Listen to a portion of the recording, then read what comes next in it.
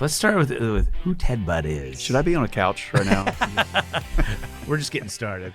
Born in Winston-Salem. Okay. And then by the time I was 3 or 4 years old, family moved out to next door Davie County, a small farm, and still there today. You have a master's in theology, right? I do, right. And then, that was an interest of mine from probably college on. I went to App State, but afterwards, the question, am I going to be in business or am I going to be in ministry? And the answer has been firmly yes. I've been in both, in that and then now politics. So you had been thinking about maybe running, because you'd never run for office before that. Never. So what was it? Well, it was a great timing to not run for office, because let's remember what was going on the national stage. Yeah. President Trump, a businessman, outsider, never run for office.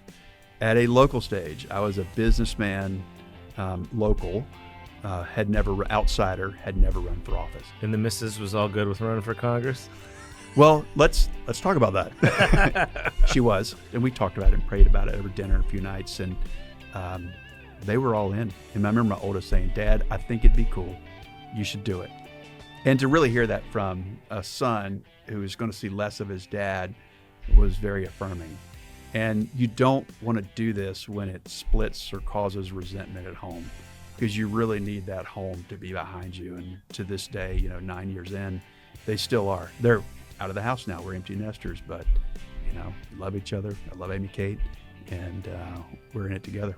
Good Friday, 2016. I mean, I had the longest shower ever, thinking am I really going to drive to Raleigh and file on Good Friday, the last day of filing? And I did. And then Saturday before Easter, the next day, opened the papers. You're not clicking on the news, you're opening the papers, and 17 Republicans had signed up. I was like, oh my gosh. We essentially built the airplane as it was rolling down the runway. And it was let's say late March, early April to early June. I think it was June 7th or so.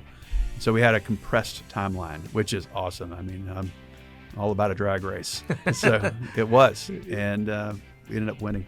I remember hearing stories about you during the Senate campaign that you insisted on being home on Sundays, even in the vicious campaigns. Was that true, first of all? A lot of that had to be with resetting, but also church and all that. Yeah, you really want a baseline. You don't want to lose yourself in the middle of a campaign. They're really intense. And you just need to take, I don't think it's required of a believer, but I think you want to have that Sabbath type view where you do rest, and those other 6 days are even more productive.